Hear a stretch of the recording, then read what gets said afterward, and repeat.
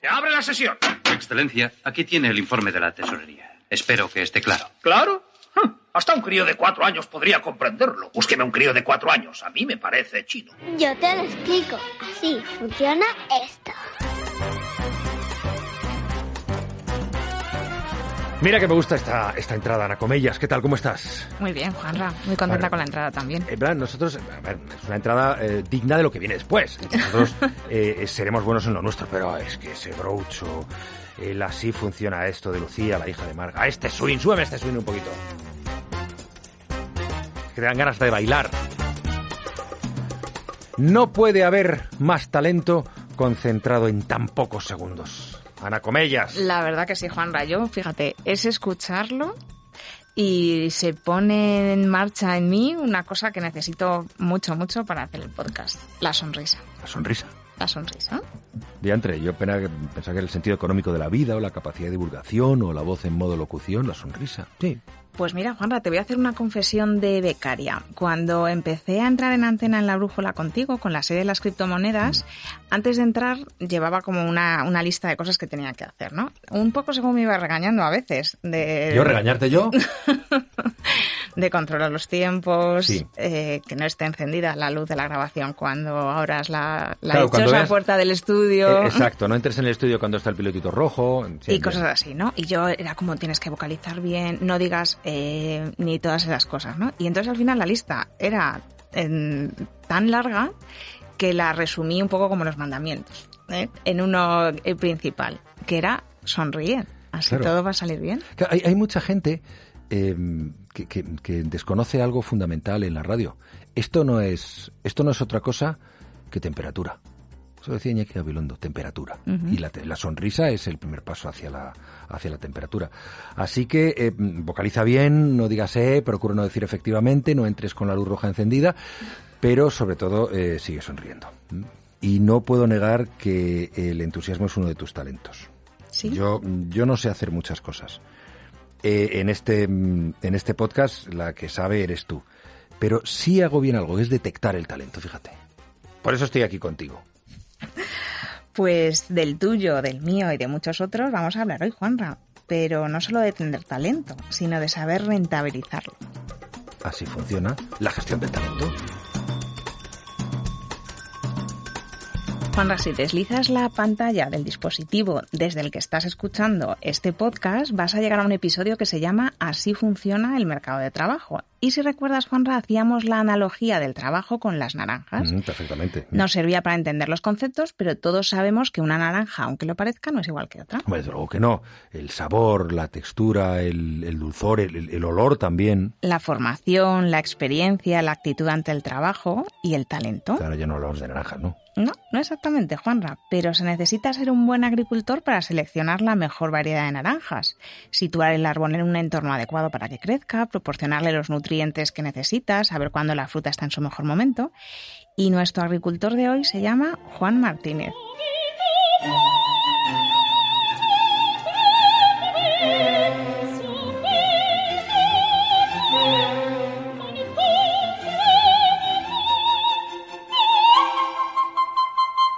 En su perfil de LinkedIn, su puesto es el de Director de Cultura y Desarrollo de Personas de la empresa AT Sistemas.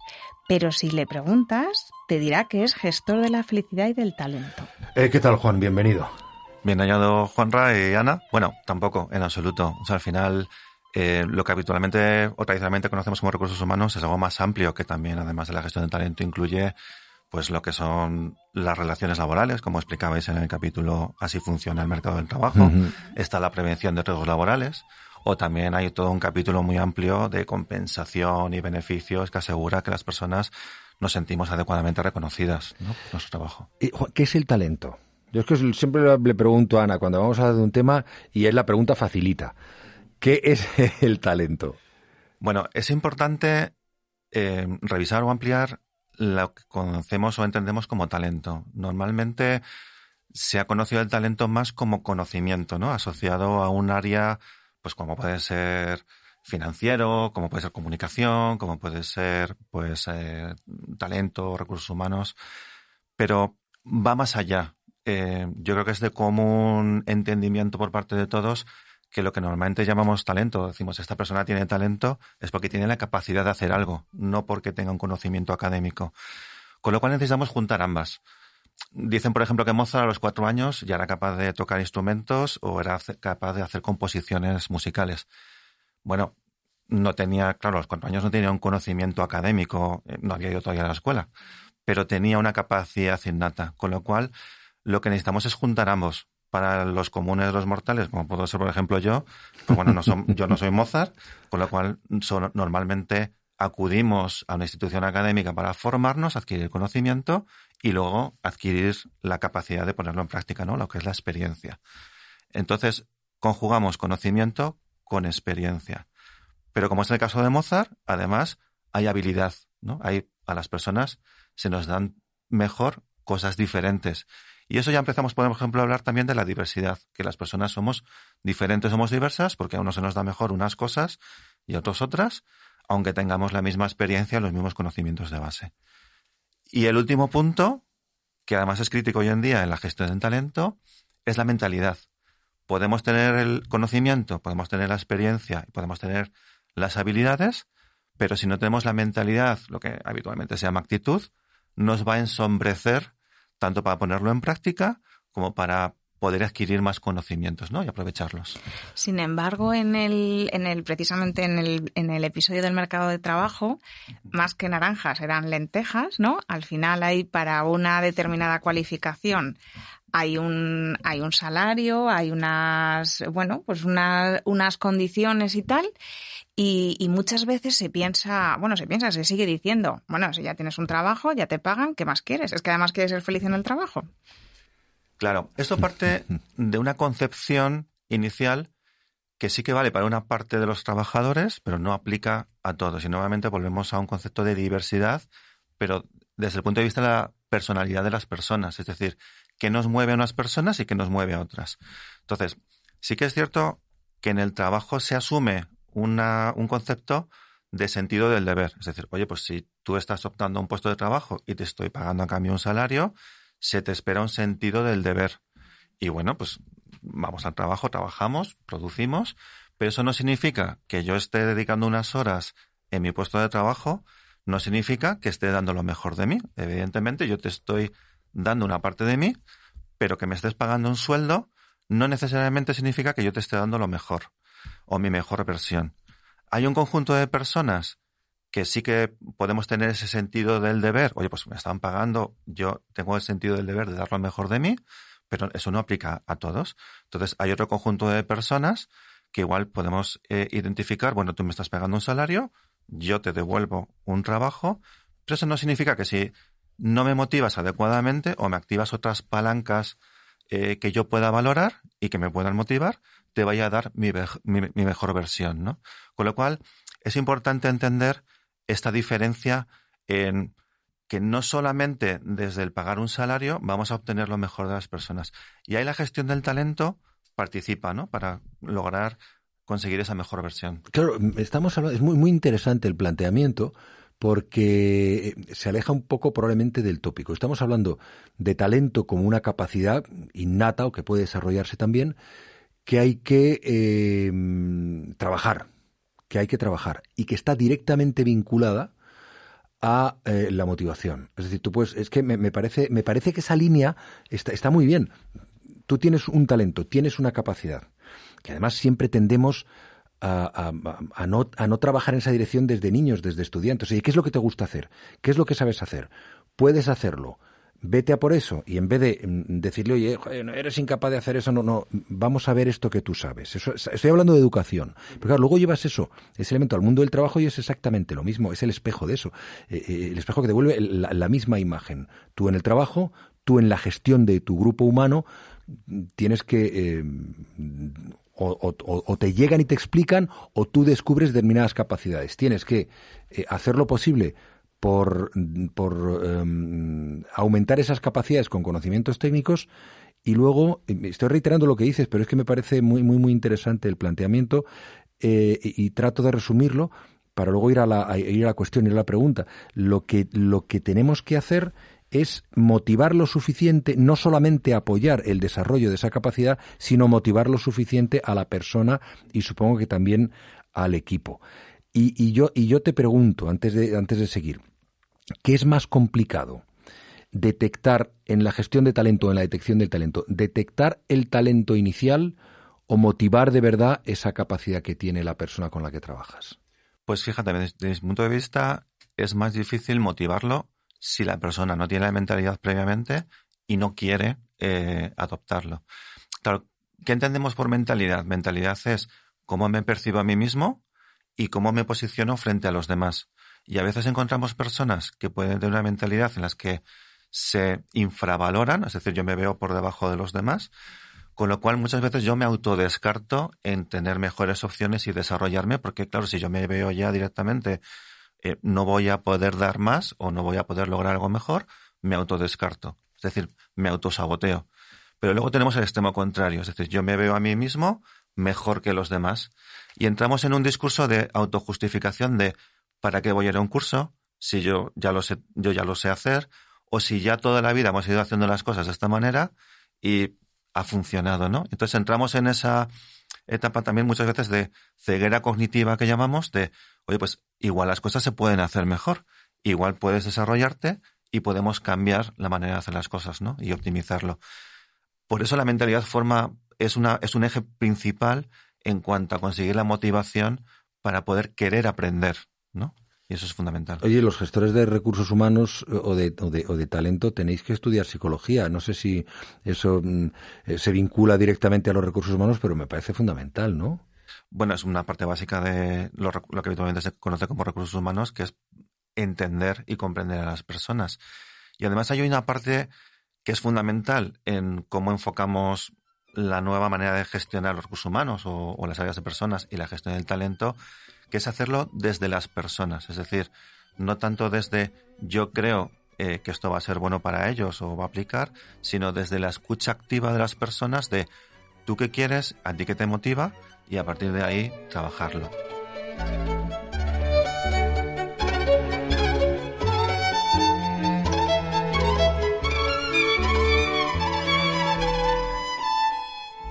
Pero fíjate, yo creo que hay culturalmente, y es algo a lo que nos hemos enfrentado también durante la pandemia, voy a llamar el estereotipo de empresario, que ya sé que no es así, o de empresa, y piensa que el trabajador, si no, y ya te digo que es algo que hemos tenido que en la pandemia se ha demostrado que no es así.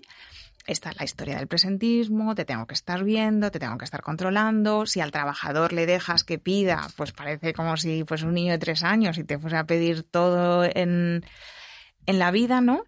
Y sin embargo, hacer esto que tú estás diciendo de poner el foco en el trabajador y en lo que él necesita y lo que él desea, que es esa gestión del talento, es rentable, ¿no? Totalmente. Sí que es cierto que es necesario primero entender. Y en lo que estás comentando, por cierto, hay una tendencia cada vez mayor, en lo que comentaba Juan Ramón, de directivos y concretamente directores generales o CEOs, de ampliar sus conocimientos, concretamente no tanto a lo mejor en psicología, sino en antropología, es decir, para poder, y es una corriente cada vez más habitual, para poder entender cómo funcionamos los seres humanos y cuáles son las, digamos, palancas o motivaciones intrínsecas que nos mueven, ¿no? Desde ahí también lo que hacemos es escuchar y entender qué es lo que mueve a las personas. Y esa parte es fundamental. Con eso lo que logramos es construir una propuesta de valor a partir de la cual construimos elementos dentro de la experiencia de las personas que ayudan a que les motiven y que se sientan partícipes, que sientan que forman parte, pero que también que valoren, ¿no? lo que están viviendo en el día a día. Es decir, el trabajo, además de hacer las tareas que se te piden, pasa a ser una experiencia que necesitamos o queremos o tenemos la intención de que merezca la pena para las personas y sea valorada. Por eso construimos una propuesta de valor. Después también la trabajamos cada vez más desde un prisma de experiencia de empleado. Es decir, tú que vives desde que entras, por ejemplo, en la oficina desde por la mañana hasta que te vas por la tarde, con lo cual lo que me voy asegurando es que cada vez haya más elementos o herramientas o mecanismos que aseguren una experiencia más positiva o como poco más resiliente, ¿no? En cuanto a lo que vivimos en el día a día. Porque en el trabajo no todo va a ser, cuando hablamos de hecho de felicidad, a veces se interpreta como, bueno, pues es que esto va a ser todo Una fiesta. Una fiesta, futbolines por todos lados, y no puede ser, evidentemente, ¿no?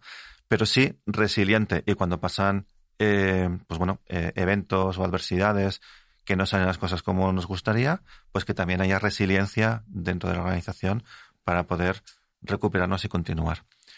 ¿Qué hacemos también? Lo que llamamos habitualmente employer branding, es decir, cómo podemos hacer a través de la experiencia, pero también de la comunicación, para que conozcas lo que se está poniendo en práctica, pero también para que lo valores, porque podemos poner en marcha, por ejemplo, una iniciativa de voluntariado, pero si no te llega, no la conoces, pero tampoco tienes la manera de acceder y postularte, no la vas a poner en valor, con lo cual hacemos posiblemente iniciativas más cosméticas que no realmente conectan con la experiencia del día a día del empleado. Dicho esto, ahí es donde encontramos el punto de encuentro entre lo que algunas personas podrían decir es que los empleados son caprichosos y piden y pueden pedir hasta el infinito, y lo que podemos dar desde las empresas. Entonces ahí es donde podemos encontrar el equilibrio entre lo que podemos ofrecer para la experiencia de las personas y que conecte con lo que las personas realmente valoran y necesitan, ¿no? ¿Esto se puede hacer en cualquier sector? En principio sí, es un marco de trabajo. Incluso trabajos penosos, complicados, siempre puedes encontrar motivo para el estímulo y la motivación, o camino para gestionar así. Yo diría que sí, en trabajos que se podrían considerar más básicos, ¿no? Hay esta anécdota, si no la recuerdo mal, yo creo que era de John Fitzgerald Kennedy, ¿no? Que estaba caminando por la NASA y se encontró una persona de limpieza y le preguntó, ¿qué haces, no? Y la persona lo que le respondió es, estoy ayudando a poner una persona en la luna, ¿no? Estoy ayudando a la conquista del espacio. Y era una persona de limpieza. ¿Qué significa? Que podemos transmitir significado independientemente del puesto que estemos desempeñando, ¿no? Al final lo que se trata es de conectar con todos los puestos y tareas y funciones dentro de una organización para transmitir un significado y qué valor están aportando al conjunto de la organización. Y ahí, claro, por una parte, estás hablando de un trabajo más sencillo, más sencillo o más complicado, porque al final buenos profesionales siempre tienen que estar formados y saber hacerlo bien, ¿no? Y tener ese compromiso con su trabajo. Pero muchas veces se piden profesionales que sepan hacer muchas cosas, ¿no? Que tengan como una formación excelente, que tengan, pues bueno, una serie de habilidades, que tengan esa capacidad de cambio, de aprendizaje, esa mentalidad que decías. ¿Pero realmente el sistema educativo responde a eso? ¿O simplemente, bueno, saca un perfil concreto de persona que está mucho más basada en el conocimiento que en esos otros atributos? Desde mi punto de vista, las instituciones académicas están evolucionando. Sí que es cierto que venimos de un modelo originado a finales del siglo XIX, principios del siglo XX, muy orientado al enfoque industrial, muy productivo, y está evolucionando porque desde las propias empresas y la propia sociedad hay una demanda, porque estamos demandando una evolución en nuestra capacidad de competitividad y de ofrecer otro tipo de servicios.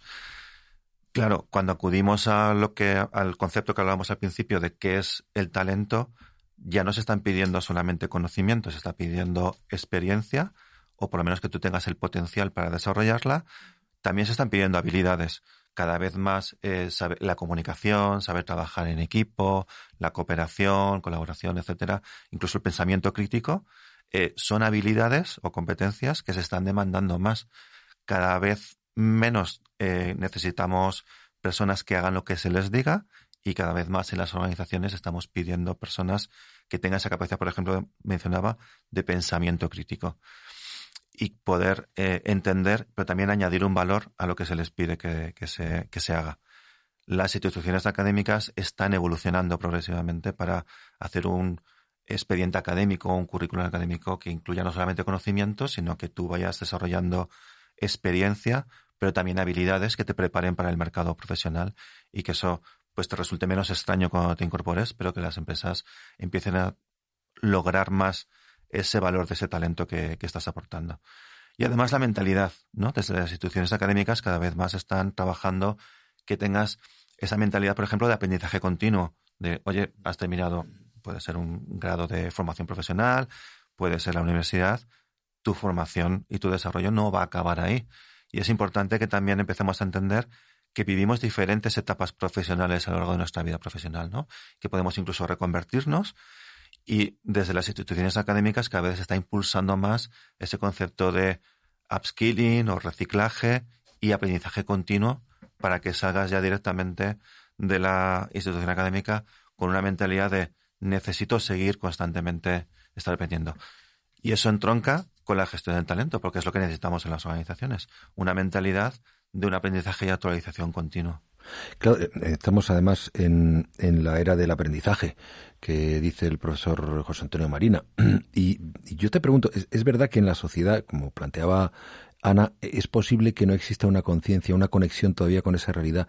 Pero a mí me sigue pareciendo un poco, puede que me equivoque porque no estoy en ese escenario, un poco disruptivos estos planteamientos que tú nos haces, Juan, en general el mundo de la empresa.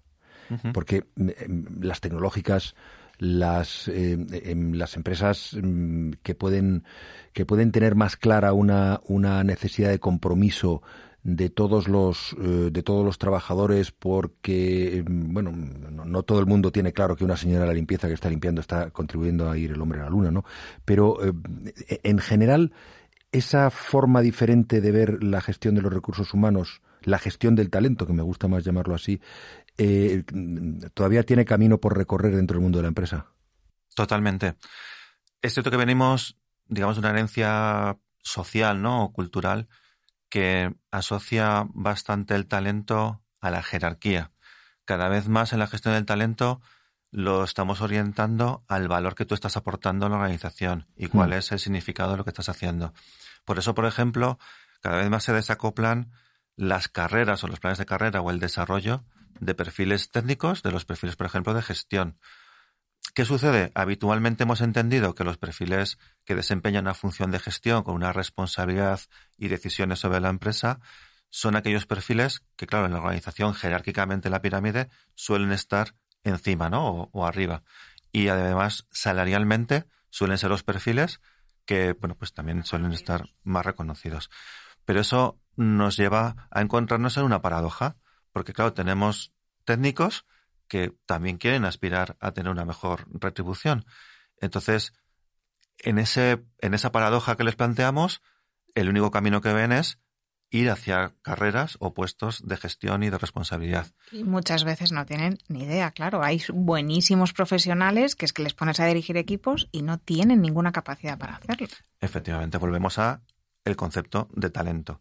Y además, en las organizaciones muchas veces interpretamos la promoción o pasarte a un puesto de responsabilidad como un premio. Eso no debería ocurrir así, pero principalmente por el impacto negativo que tiene para la organización y sus resultados y su productividad. Como decía Ana, cuando ponemos a un buen técnico en un puesto de gestión, no tiene las habilidades ya de partida, ¿no? Porque se le puede dar muy bien una parte técnica, pero no liderar equipos o tomar decisiones económicas o hacer planes estratégicos. Eso tiene un impacto para la organización. Pierde un técnico y pierde casi un equipo. Claro, efectivamente. Tengamos en cuenta qué motivación va a transmitir a ese equipo, qué calidad de la toma de decisiones y qué impacto va a tener en los resultados. Entonces, es importante que empecemos a entender la gestión del talento desde el perfil profesional que tiene la persona y el valor que puede aportar para que pueda desarrollar carreras profesionales, primero, que le motiven a la propia persona y se encuentre, como decía Sir Ken Robinson, en su elemento, donde pueda poner mejor en práctica sus propias habilidades y lo que sabe hacer y que lo desarrolle porque va a encontrar mejor motivación, pero al mismo tiempo lo que vamos a encontrar es que va a aportar un mejor valor también a la empresa. Desde ahí, lo que se está cada vez más impulsando son estructuras salariales, ¿no? O de compensación que están más orientadas al valor y no tanto a la jerarquía, donde lo vas a encontrar perfiles técnicos que se desarrollan y evolucionan, cada vez aportan mayor valor a la organización y pueden encontrar un recorrido salarial acorde sin necesidad de forzosamente obligarse a ocupar un puesto de gestión. Oye, me acabo de dar cuenta que yo he entrado en mi elemento con el sonido, con el podcast, con ¿Por la qué? radio. Porque ha definido perfectamente lo que es estar en tu elemento a nivel profesional. Qué maravilla. Oye, mira.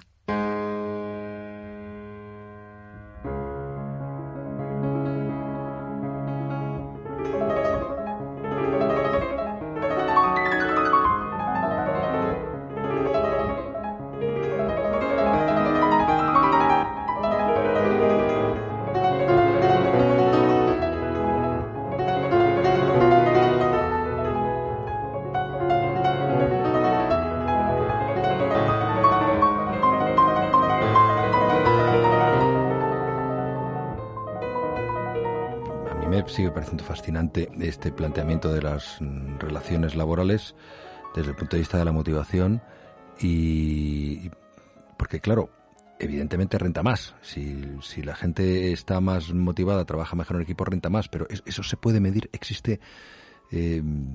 ¿Cómo sabes? A ver, evidentemente lo sabes, porque estás en la gestión, en el día a día, la empresa. Cuando estás animado, estás mejor. Cuando has dormido poco, todo eso lo sabes. Pero tú gestionas con cifras, con resultados. ¿Se puede medir todo esto de lo que estamos hablando? Sí, efectivamente, se puede medir en productividad y en estas cosas. No, Claro. y en dinero, ¿no? Se puede, que venimos aquí a hablar de economía, ¿no? Se puede medir. Efectivamente. Por ejemplo, cuando hablábamos antes de la escasez del talento tecnológico, ¿no? Y la transformación digital es uno de los ejes protagonistas en la última década, digamos, en los planes estratégicos de las organizaciones, ¿no? Y cómo adquirir más competitividad y mejorar sus resultados. Pues bueno, por ejemplo, la Universidad Autónoma de Madrid, junto con la Fundación BAS, llevan a cabo en los últimos años su observatorio de talento digital. Y bueno, lo que han observado, por ejemplo, en España es que en el año 2021, pues por ejemplo, se perdieron alrededor de 315 millones de euros anuales por falta de poder poner en práctica una actividad asociada a talento tecnológico, ¿no? O, por ejemplo, eso significa una merma de 110 millones de euros en recaudación fiscal, ¿no? Lo cual tiene un impacto también para la economía, claro. Sociedad. O estamos hablando de alrededor de unas 3.600 vacantes que no se están ocupando, ¿no? Y estamos hablando solamente del sector más puramente tecnológico. Si ampliamos, últimamente creo que todos leemos artículos en la prensa y en los medios que están hablando de decenas de miles de puestos de trabajo que no se están ocupando precisamente porque falta el talento y no se está desarrollando adecuadamente. Y los, no sé si decenas de miles, pero los numerosísimos puestos de trabajo que todavía no son y que habrá que pensar que pueden ser en el futuro, ¿o eso ya es la siguiente pantalla? Bueno, eso se está pensando ya, ¿no? Y las organizaciones estamos identificando, que forman parte de la gestión de talento, cuál es el talento que vamos a necesitar al medio y largo plazo, porque la evolución es muy rápida y muy dinámica. De hecho, los planes estratégicos que hacemos en las organizaciones vislumbran o anticipan que nos vamos a encontrar a 1 año, 3 años o 5 años, y hay informes del futuro de trabajo que ya están apuntando pues en 2025 o 2030 qué perfiles profesionales vamos a necesitar y dependiendo también del sector, porque como comentabas antes, Juan Ramón, no todos los sectores o actividades requieren los mismos. Entonces ahí encontramos que la gestión de talento lo que nos va a permitir es, por un lado, encontrar cuáles son las necesidades de talento de la empresa, actualmente a corto plazo, pero también a futuro, a largo plazo, y lo va a unir con cuáles son los conocimientos que tengo dentro de la organización, pero también qué conocimientos existen o qué talento existe fuera de la organización, ¿no? En el, digamos, lo que podría ser el mercado laboral. Entonces, la gestión del talento lo que va a armar son planes que generan sinergias entre lo que yo necesito en la organización para poder actuar, operar actualmente y dar los resultados que se espera, pues, por ejemplo, en este año y obtener la rentabilidad, pero también cómo voy a evolucionar en mi plan estratégico a los próximos años. Pues voy a pasar por una fusión o una adquisición de empresas, una reorganización, cómo va a evolucionar el sector, cómo va a evolucionar la tecnología o la ingeniería, etcétera. Con eso, lo que vamos también a plasmar son planes para poder desarrollar el talento dentro de la organización y estar preparados para poder cumplir esos planes estratégicos o esos movimientos que esperamos que el sector que nos corresponda pueda tener. ¿Qué es lo que nos falta? Encontrar la motivación. Volvemos un poco a lo mismo. Yo puedo entender hacia dónde quiero ir, qué talento voy a necesitar y puedo hacer el plan de, oye, pues cómo voy a conseguir que la plantilla actual obtenga ese talento, ¿no? Esos conocimientos, experiencias, habilidades que yo voy a necesitar. Que puede ser desarrollándolo, o evidentemente puedo ir al mercado y adquirirlo, ¿no? Para incorporarlo. El reto va a ser motivarlo. Y normalmente lo que podemos activar para motivarlo es el factor de empleabilidad.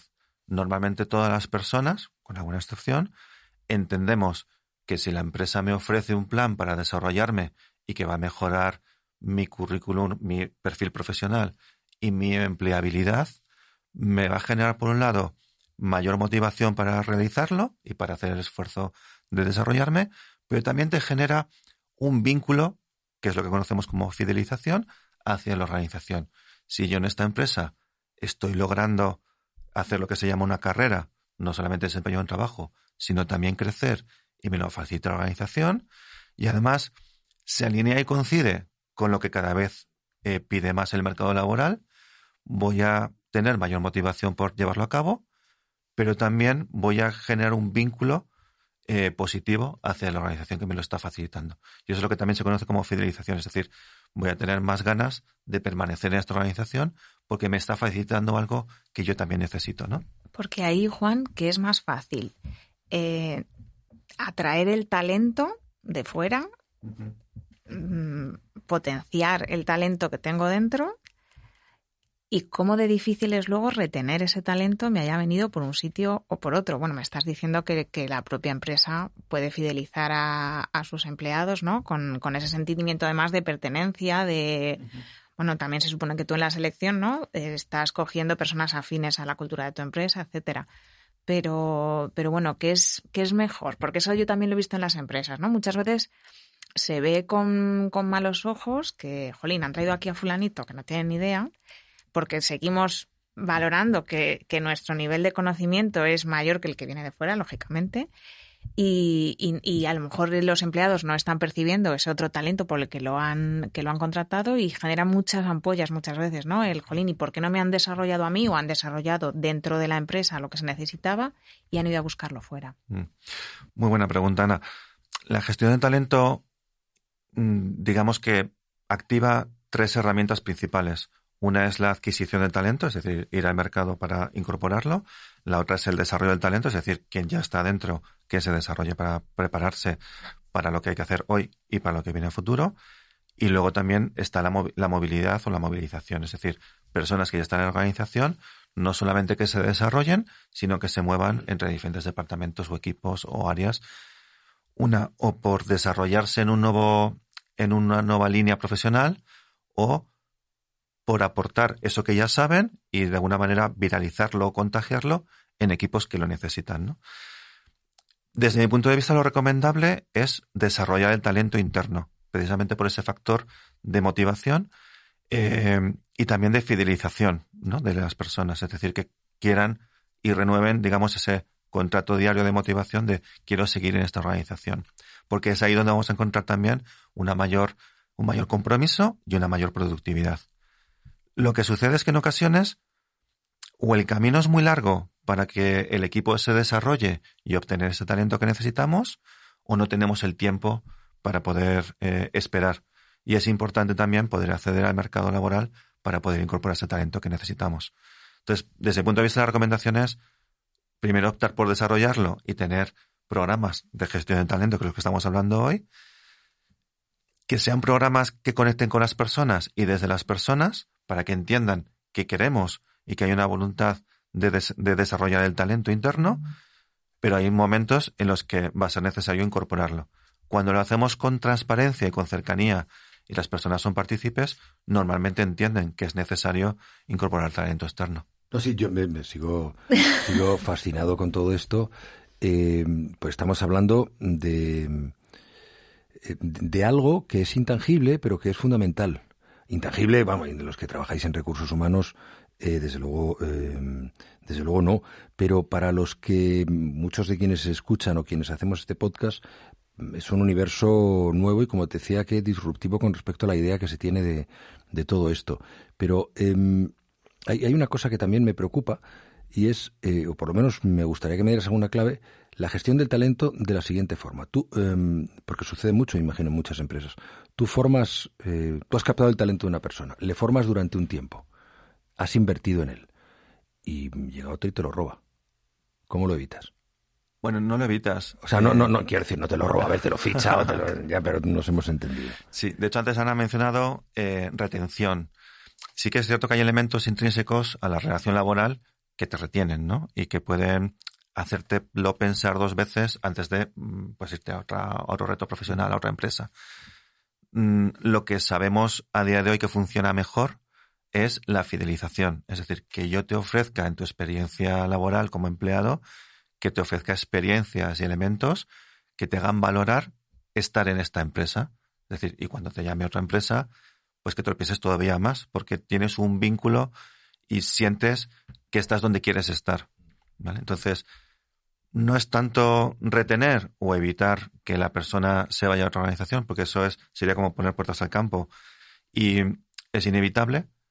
Sí, lo que sabemos que es más positivo y que da mejores resultados es generar motivación y compromiso y fidelizar a la persona. Es decir, que la persona quiera quedarse.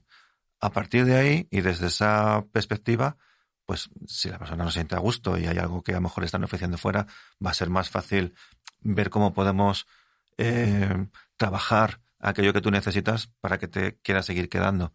Pero primero es más la fidelización que la retención. Es decir, no es lo mismo una relación, aunque la relación laboral tiene sus peculiaridades, no es lo mismo una relación en la que te ponen una bola, ¿no? Como los presos en la pierna para que no te muevas, para que no te muevas, es decir, la retención, a que sientas que la puerta está abierta, pero que eres tú quien todos los días quiere entrar por esa puerta porque te apetece, ¿no?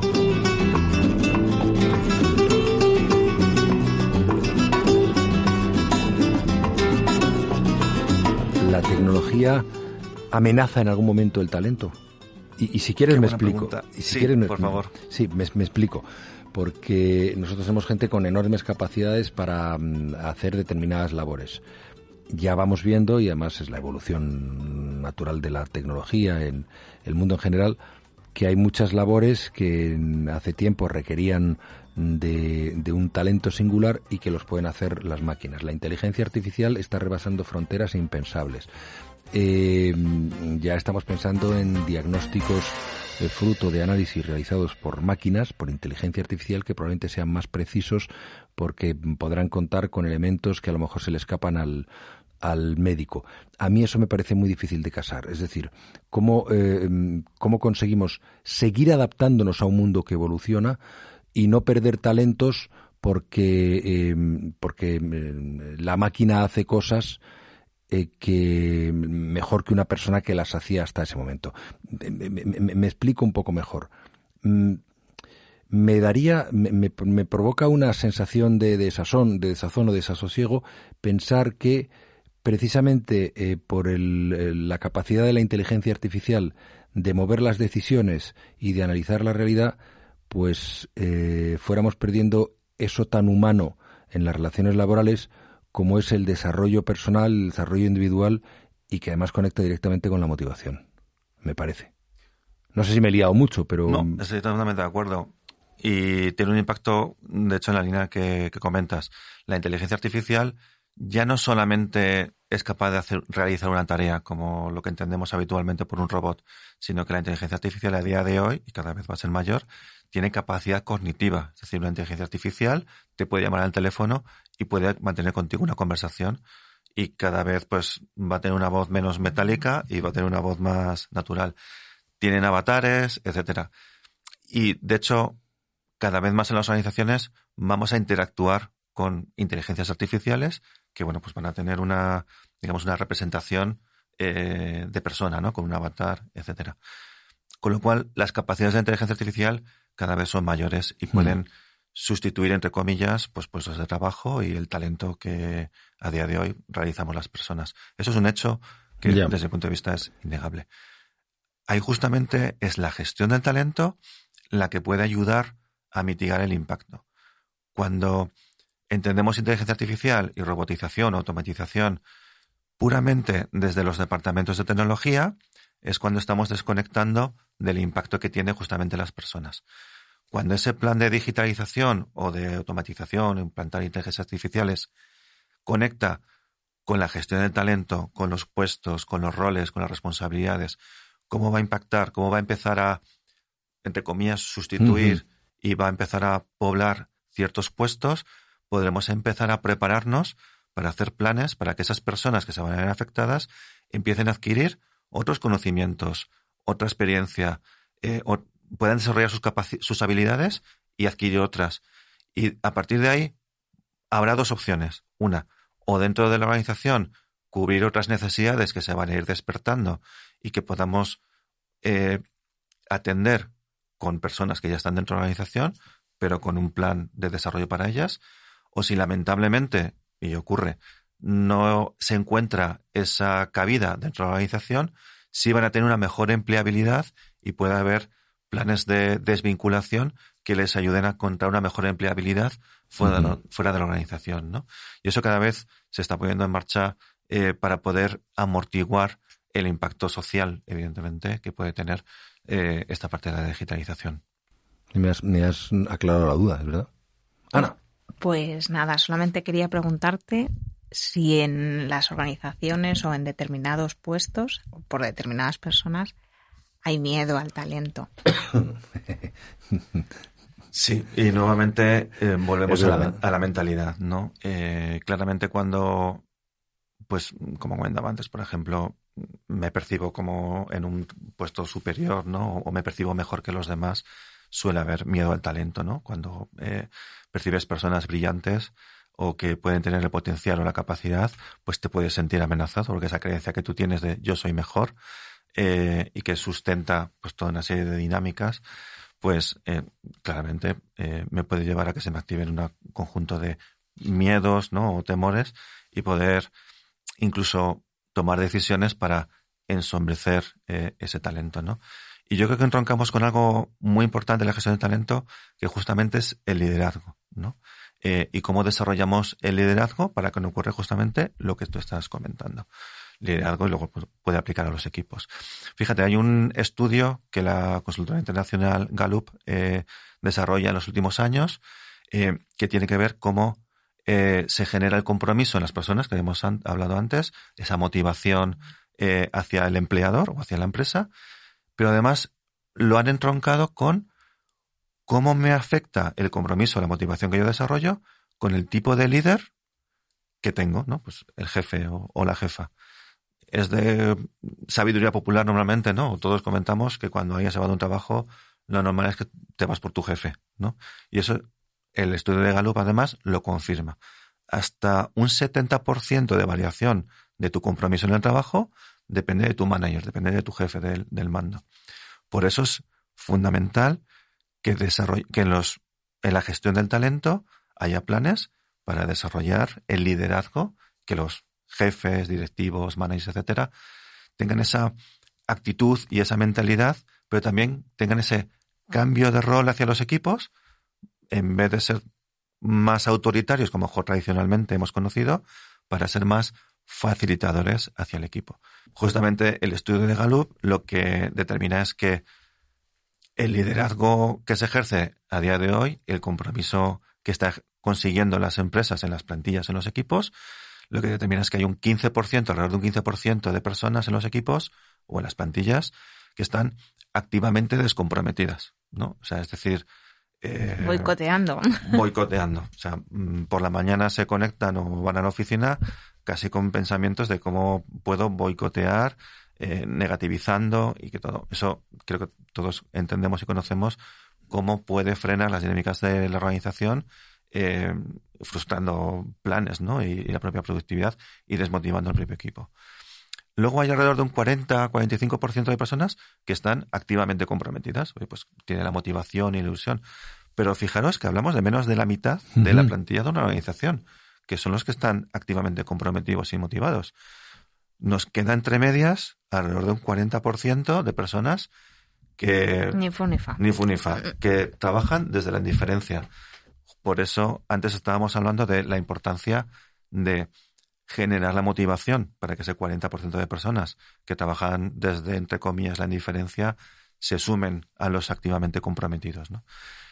Y nuevamente el liderazgo y que los líderes sean ejemplares, tengan las habilidades y cambien ese rol y esa mentalidad desde la autoridad hacia la facilitación, que es lo que habitualmente pues motiva más evidentemente los equipos.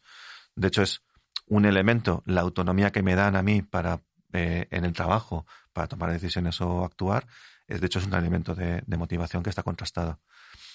Pues el desarrollo del liderazgo es lo que nos va a ayudar dentro de la gestión de talento a mejorar la productividad y a mejorar el compromiso y la motivación de los empleados. Habitualmente caemos, creo que lo he dicho también un poco al principio, pero por reiterarlo, en una ceguera cognitiva de que como tenemos equipos de trabajo que vienen por la mañana, se sientan y les ves trabajar y al final hay resultados, ¿no? Hay tareas que se hacen, las cosas están funcionando adecuadamente, ¿no? Pero eso es un sesgo que nos está ocultando un coste de oportunidad, nuevamente hablando de conceptos de economía, ¿y si las personas dieran la mejor versión de sí mismas? ¿Qué nivel de productividad y resultados podríamos conseguir? Entonces, que tengamos personas trabajando juntas no significa que eso sea ni óptimo, ni eficiente, ni que estén aportando lo mejor. Ni que sean un equipo siquiera, muchas veces. Efectivamente. Me quedo con esa pregunta, ¿eh? Yo creo que cualquiera de los amigos que escuchan el podcast que ha seguido este interesantísimo encuentro con Juan puede hacerse esa pregunta que él acaba de hacer y probablemente responder un poquito mejor. Ya solo queda dar el primer paso. ¿Qué cuál sería? Pues el primer paso es hablar con las personas y entenderlas, ¿no? Abrir los foros, que es lo que estamos haciendo cada vez más las organizaciones, para preguntar y tener conversaciones con las personas. Es decir, dejar de decidir, entre comillas, desde los despachos, que es un sesgo, digamos, de empatía, de los demás valoran lo que yo valoro, y empezar a preguntarles realmente qué es lo que valoran, qué es lo que están viviendo y cómo podemos mejorar su experiencia en el día a día y también hacia dónde quieren ir y empezar a conectar planes de desarrollo entre lo que la organización necesita con lo que las personas quieren y cómo pueden evolucionar. Gestión de talento. Todos tenemos alguno. Gracias, Juan. Gracias a vosotros. Hemos aprendido mucho. Así funciona esto del talento, Juanra. ¿Un podcast? De Forbes.